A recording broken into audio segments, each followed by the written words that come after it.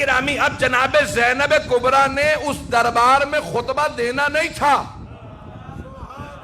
توجہ، امام موجود ہیں، چوتھے امام موجود ہیں، بی بی کے بھی امام ہیں، لیکن جیسے ہی اور خود یزید ایک تخت پہ بیٹھا تھا، بار بار جناب زینب سے خطاب کرتا تھا. تاریخ میں الفاظ ہے، اس نے سوال کیا ان میں زینب کون؟ کیونکہ سن رکھا تھا پورے رس سے خطبے دیے ہیں یزید کے خلاف اور مولا کے دفاع میں. اس نے سوال کیا زینب کون ہے؟ کسی نے اشارہ کیا یہ ہیں. اس نے بی بی سے کلام کیا، بی بی نے کہا اس لائق نہیں سمجھتی تیرے سلام کا جواب دوں.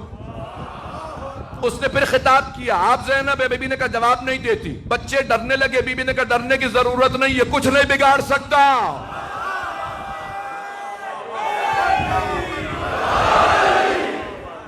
چلیے گا میرے ساتھ، میں پورا خونہ جگر دے رہا ہوں. پوری رات نہیں سویا ہوں، مسلسل پچھلے 4 ہفتوں سے سفر ہی کے اندر ہوں، اور مسلسل یقین مانیے مجالس کے علاوہ اور کچھ نہیں ہے. نہ کھانے کی اس وقت کوئی بھوک ہے، نہ سونے کی، صرف اور صرف مجالس پڑھ رہا ہوں. جو مطالب پیش کروں میرے قبول فرما لیجیے گا. اب ایک مرتبہ جب وہ بار بار خطاب کر رہا تھا نا، بی بی جواب نہیں دیتی تھی. جناب زینب نے اس نے پہلے کلام کیا، جواب نہیں دیا، بار بار کلام کیا، پھر سلام کیا، بی بی نے جواب نہیں دیا. تو تمام مسلمانوں سے سوال کرو کہ نبی کی نواسی کیا مسئلہ نہیں جانتی تھی کہ سلام کا جواب واجب ہے؟ نہیں ہے مجمع بھائی، تمام مسلمانوں سے سوال ہے، کیا نبی کی نواسی مسئلہ نہیں جانتی تھی کہ سلام کرنا مستحب، جواب دینا واجب ہے؟ اگر کہتے ہو کہ نہیں وہ مسئلہ جانتی تھی تو پھر مانو نا اسے مسلمان نہیں مانتی تھی.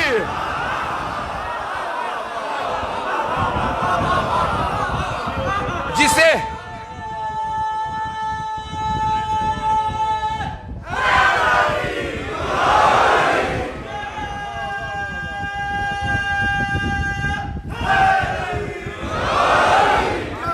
توجہ فرمائیے ذہن گرامی. اے مسلمانوں، جس شخص کو نبی کی نواسی مسلمان نہیں مانتے، کیا وہ رضی اللہ عنہ ہو سکتا ہے؟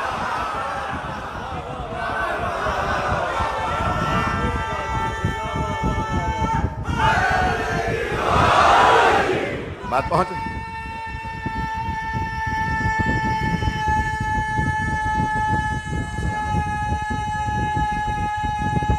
ماشاءاللہ. توجہ فرما رہے ہیں عزیزان کرام. اب جناب زینب جواب نہیں دے رہی ہیں، بار بار کلام کرتا ہے. امام وقت کی ذمہ داری تھی کہ حق ادا کرتے. امام علیہ السلام کھڑے ہو گئے خطبہ دینے کے لیے. یزید نے فوراً جلاد سے کہا، فوجیوں سے کہا زنجیروں میں ہاتھ ڈال کے بٹھا دو، ان کو بولنے نہ دینا، خطبہ نہ دینے دینا. سارے مجمع نے کہا یزید یہ قیدی ہے، بولنے دے. کہا تم نہیں جانتے، انہیں بولنے کی اجازت نہیں ہوگی. جب مولا سجاد کو اس نے روک دیا، اب جناب زینب کبریٰ ایک مرتبہ قیام کرتی ہیں. جہاں قیدی بیٹھے تھے نا چبوترے پہ، بی بی ایک مرتبہ کھڑی ہو گئی. جیسے ہی جناب زینب خطبے کے لیے کھڑی ہوئی تو یزید نے جلاد سے کہا تازیانے لگاؤ، اس بوڑھی خاتون کو بٹھا دو، بولنے نہ دینا. 700 کرسی نشین تھے. سب کہنے لگے یزید یہ بوڑھی ہیں، قیدی ہیں، رسیوں میں ہیں، خاتون ہیں، یہ کچھ نہیں کر سکتی، بولنے دے. یزید نے کہا تم نہیں جانتے، جب بھی ان کے خاندان سے کوئی بولتا ہے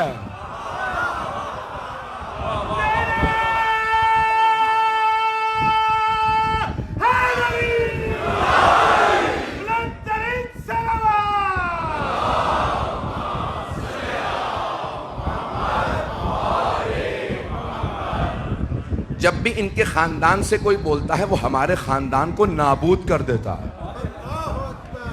یہ عام بی بی نہیں ہے، تم نہیں جانتے، میں جانتا ہوں ان کے خاندان کو. تو ایک مرتبہ سب نے شور مچانا شروع کیا، یزید کچھ نہیں کر سکتی، بولنے دے.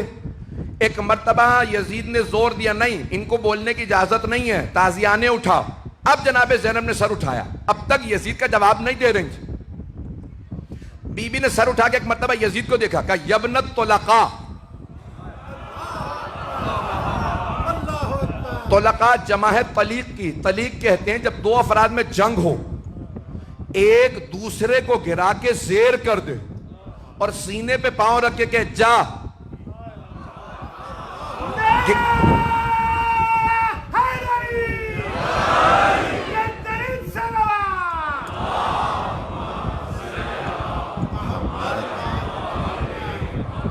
اسے گرانے کے بعد زیر کرنے کے بعد کہ جا میں نے گرا دیا تھا میں تجھے چھوڑ رہا ہوں. عزیزان گرامی اسے کہتے ہیں طلیق. اب بی بی نے فرمایا یبنت طلقاء ایک نہیں, توجہ سارے مجمع کی. بی بی نے کہا یبنت طلقاء, بھول گیا اپنے اجداد کو؟ تیرے اجداد کو میرے بابا نے زیر کر کے آزاد کیا تھا.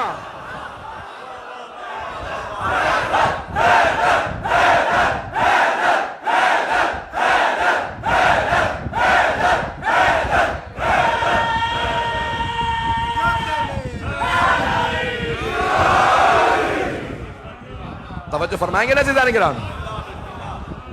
بی بی نے فرمایا ابنت طلقاء, بھول گیا اپنے اجداد کو جنہیں زیر کرنے کے بعد میرے بابا نے آزاد کر دیا تھا. میرے بابا اور میرے نانا نے آزاد کیا تھا. میں علی کی بیٹی ہوں, روک سکتا ہے تو روک کے دکھا. رسیوں میں ایک بی بی کہہ رہی ہیں اس سے حکومت اس کی, تخت اس کا, تاج اس کا, سکہ اس کا, فوج اس کی, لشکر اس کا, محل اس کا. بی بی قیدی تھی. بی بی نے کہا خدا کی قسم ہم اہل بیت کا ذکر مٹنے والا نہیں ہے. واللہ لا تمحو ذکرنا, خدا کی قسم ہم اہل بیت کا ذکر مٹنے والا نہیں ہے. لوگ رونے لگے, ارے یہ رسول کی نواسی ہوتے ہوئے قسم کھا رہی ہیں. مٹ تو گئے, یہ بھائی مارے گئے, بیٹے مارے گئے, خود قیدی. وہ سمجھ نہیں رہے تھے نہ یزید کی حکومت رہے گی, نہ تخت رہے گا, نہ تاج رہے گا, نہ سکہ, نہ فوج. اسی شام میں یزید کی قبر کا نشان نہیں ہوگا. ہر جگہ لکھا ہوگا welcome to the city of Syeda Zainab.